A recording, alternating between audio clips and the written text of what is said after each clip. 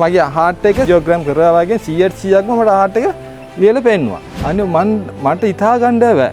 මොනා වෙදමාට මොනා කියන්නේ කියලා දෙයියෙක් වාගේ මට ඇඬුණා ඇත්තට මේ වෙලාවේ මට. ඒ නම තුවාන් ඉම්රහන් මං ආවේ වත්තල උණුපිටිය වත්තලෙන් ඉඳන්. 2023 මට ආව හුස්ම ගන්න බෑ. රැයට ඉඳ යන්න අර කාපු ටික ඔක්කොම නිකන් පපු ඉර වෙලා වගේ ඉట్లా තියෙනවා. ඉස්පිතාලට යනවා ඉස්පිතාලේ දවසක් නැවතිලා ඉන්නවා. ඒගොල්ලන් කියනවා නෑ වට ගෑස්ට්‍රික් සයිස්. ඒක තමයි තියෙන්නේ. පැන්ඩෝල් දෙකක් දීලා බොන්න ඒක හරියයි කියලා. ඊට පස්සේ ආයෙත් තුන්සරක් ගියා ඉස්පිතාලට. හරියේ නෑ.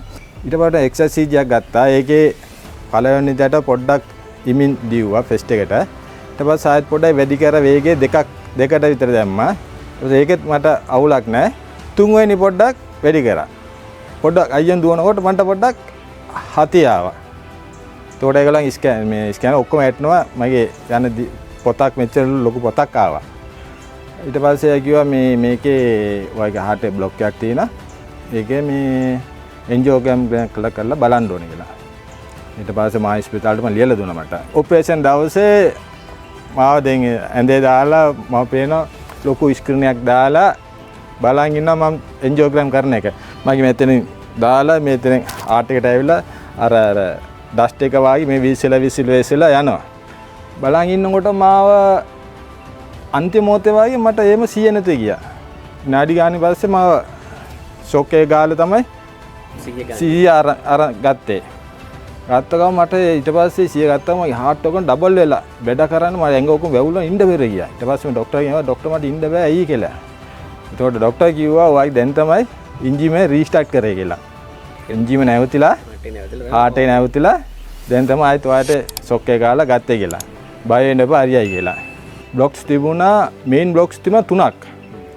ඒ අමතරව පොඩි බ්ලොක්ස් යටින් ගොඩක් තිබුණා. 3 අතර 6ක් විතර තිබුණා බ්ලොක්ස්. මේන් බ්ලොක් එකේ 3ක් තිබුණා. 95යි 89යි අනේ ඒ වගේ පර්සන්ටේජ් එක. පොඩි ඒවා යට තිබුණා යට තව පොඩි නාරක් යට වෙලා තිබුණා ඒක තිබුණා 90 ගණන්. ඊට පස්සේ මගේ යාළුවෙක් කතා කරලා ගියා ඉම්රාන් මේම එකක් තියෙනවා. ඔය යන්න මගේ මැෂිනත් සුව කරා වෙදමාතයා. මම ඔයාලට ඩීටේල්ස් එකක් එවන්න මට WhatsApp කරා නුවරේ ඉඳන්. අර ඒ දවස්ම ඊට පස්සේ මම ටක් ගාලා කෝල් එකක් අරන් එපොමෙන්ට් එක දාගත්තා. එපොමෙන්ට් දාගත්ත ගමන් ඊට පස්සේ වෙදමාතයා ආවා ඇවිල්ලා චෙක් කරා. ඇඟේ අතල්ලා බැලුවා. ඔය මෙර්ච් එක කෙනෙක් නායි කොහමද කාටද පින් කරක් මේ කරලාද මේ ආයිත් එවිලා ඉන්නේ කියලා ඇහුවා. මැරිලා ආපහු පණ ආවා කියලා කිව්වා. ඊට පස්සේ මම ෆොටෝ ඉන්නම හાર્ට් එක ඇදලා පෙන්නන්න ඔයාලට තියෙන්නේ කියලා. මගේ හાર્ට් එක 100%ක්ම මේ එන්ජියෝග්‍රෑම් කරා වගේ 100%ක්ම මට හાર્ට් එක ලියලා පෙන්නුවා. ඒකේ වෙද මහත්තයා වගේ එන්ජියෝග්‍රෑම් වල කිසිම දෙයක් බැලුවේ නැහැ. බල වෙද මත ආපු ගම ආව කිසිම දෙයක් බය ගැසුවේ නැහැ. මට ડોක්ටර්ලා 100% බය ගැසලා මං කෙට්ටු වෙලා ගියා. ඊපස් මේට අවශ්‍ය මාසේ කිව්ව වෙද මතේ බල ඔය කිසි දෙයක් බය වෙන්න එපා. මම ඔය සුව කරලා දෙන්නම්. එනකොට මෙරිට්ලා අයි තිබෙදිලා ඇවිල්ලා දින්නේ.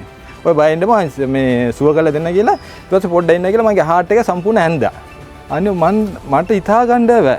මොනා වෙදමාට මොනා කියන්නේ කියලා දෙයියෙක් වාගේ ඇත්තට මට කියන්න මට ඇඬුණා ඇත්තට මේ වෙලාවේ මට. ඇත්තට මට ඇඬුණා. මට කතා කරගන්න බැරුව ගිය වෙදමාත් ලියලා දීපුවේ පෙන්නුවේ. මට මම පෙන්නුවා වෙදමාත් දෙකම 100% හරියට තිබුණා. 100% හරියට තිබුණා. ලියලා එන්ජොයි කරම එක ලියලා දීපේ කිසිම වෙනසක් තිබුණේ නැහැ. 100% හොඳයි. වෙදමාතේටම අර සන්තෝෂයි මෙච්චර විගාට මට සුව වෙච්ච එක. වෙදමාතේටම අර සන්තෝෂයි මෙච්චර විදිහට කොහොම මේ සුව වුණේ කියලා. වෙදමාත කිව්වා බේත් ඕනේ නැහැ කියලා. දැන් මාස 3කට ඉස්සර කිව්වා බේත් ඕනේ නැහැ ඔයාට මේ නතර කරමු කියලා.